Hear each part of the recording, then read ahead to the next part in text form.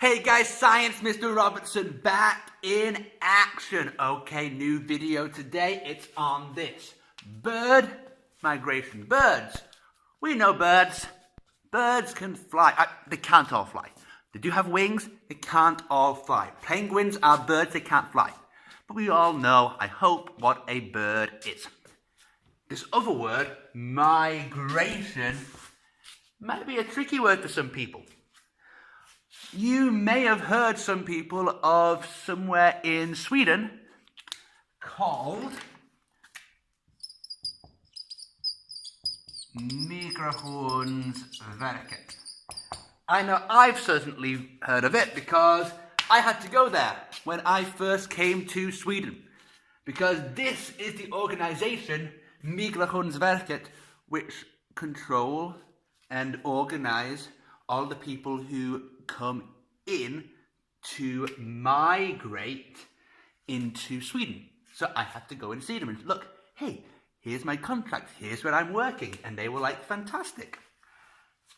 That is what Migrationsverket does. It is to do with this idea of people migrating. To migrate means to move to a different place. And you're probably thinking, why on earth am I talking about moving to a different place and birds? Because it's in autumn. And in autumn, the weather is changing. It gets colder. Days get shorter. And if I'm a bird, I can fly. And what lots of birds do is they fly. Is they get out of freezing cold, boring, chilly, freezing, nothing to do Sweden, and they find somewhere else to live. That is what they do. Now, what I want to think about here is why these birds actually move. Why are they going to a different place? It's not because they're bored. It could be the cold. It could be how cold it is. There are some birds that are adapted. They would have feathers that are really thick. We would usually expect to be made out of material called dun. And dun feathers are thick and fluffy. They catch lots of air, which helps to trap the heat. They're good insulators. That word will come on to later on this year. But this pattern here we have. You know, some birds, these dun feathers help them to keep warm. Some birds don't have that. And some birds are just going to get too cold if they stay here in Sweden. Another reason is food. Again, some birds stay in Sweden. Not all of them. Some birds, they eat things like nuts and seeds, for example. The nuts and seeds, they don't go away. They will stay here. So they are here all year round. So the birds can stay. And that's great. But then, some birds eat insects. And if you eat insects, you have to get out of here. Because those insects, they are not on the ground in the wintertime. They would die in the cold, and they have their eggs underground safe, ready for the next year to come out.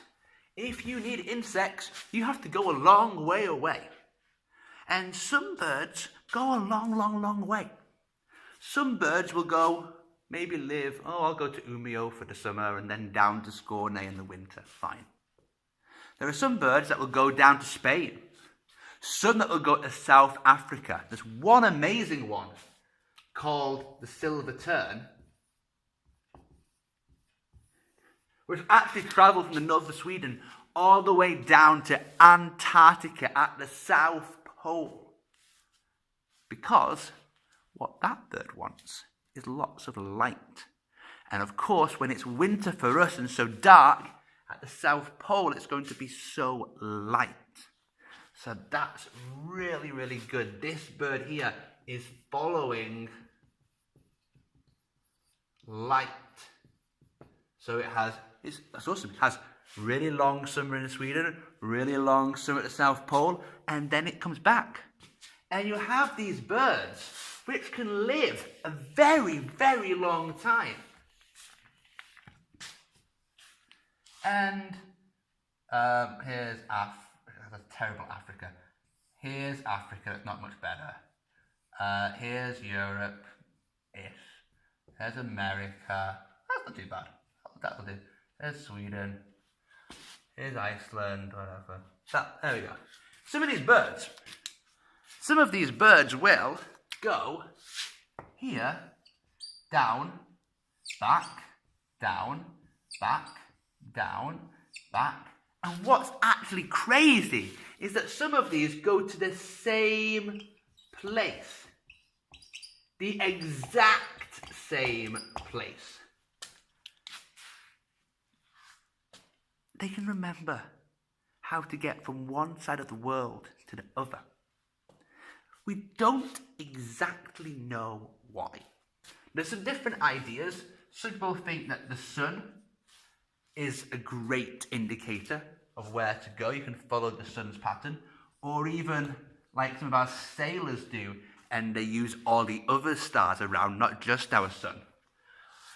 There's also some ideas that the brain could work like a compass, like following the Earth's magnetic field to try and see where it goes, like a magnet does. We don't know. But it's an incredible, incredible feat that these birds can do it.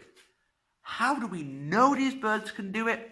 That's a little bit less fun. Here's my bird. This is quite good. Oh, this is quite good. Oh, look at this. That's pretty good. I like that. Birds.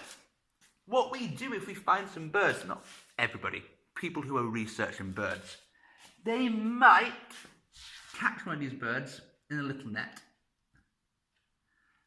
and put a little ring around its foot. That ring will have on it an address for where it is and a time for when it was. Because what we can do with that is then, if that bird flies all the way over here and somebody sees it 2 months later, 2 years later, we can look and see where that bird was, because that address will be the address where we found that bird. So we've done this, and then we can see just how incredible and how far all of these birds can actually go across the entire planet. And it's amazing, because when autumn comes, that's when some of these birds make make the biggest journeys that any animals do on our planet. It's truly remarkable. Thank you very much.